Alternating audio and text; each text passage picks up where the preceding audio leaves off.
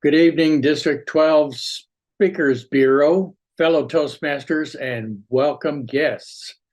Ever since I won a trophy at the 1980 Founders District Speech Contest in Tall Tales, I've been asked several times to do a beginner's workshop on Tall Tales. This time, I decided to create a video so that you can see it. It's called Captain Earl's Surprise. Tall Tales in 1980 was a 3-minute, well-crafted, exaggerated tale. The trick was to drop little clues during the story that would lead to a surprise twist at the ending.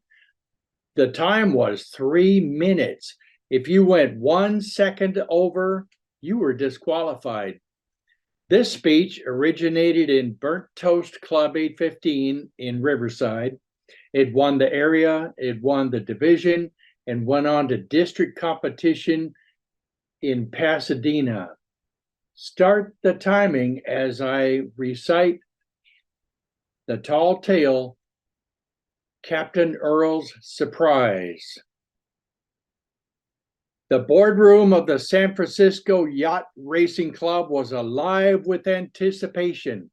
Seated around the large oak table were 12 of the finest sailboat racing sailors on the West Coast. They had their forefathers in them had competed in the all-male yacht race around the San Francisco Bay for more than 100 years. These were fiercely competitive men with hearts as cold as the north wind. Each one had an objective in mind to win this year's annual sailing regatta. The president banged the meeting to order with his gavel. I have some bad news for all of us. For the first time ever, a group of women from Southern California have gotten a boat, filled out all the paperwork, paid the entrance fees, and are officially entered into this year's race. Pandemonium immediately broke out. There were tables tipped over and chairs thrown across the room, beer cans tossed in fiery anger.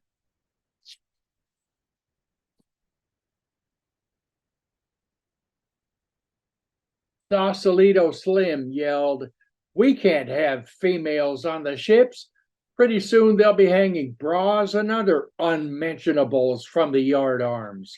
Berkeley Ben shouted, "And we'll have to put up with loud Barry Manilow music from their boom boxes." The uproar raged for half an hour before Captain Earl Grappolo stood up, scratched his tattoo, took another puff on his pipe, and announced, hold it, I have a plan." A week later, when the regatta started, seagulls circled aimlessly in the clear blue skies above the bay. The men had their decks all polished and their sails trimmed to perfection. Off to one side, the ladies had their decks all polished and their sails trimmed to perfection.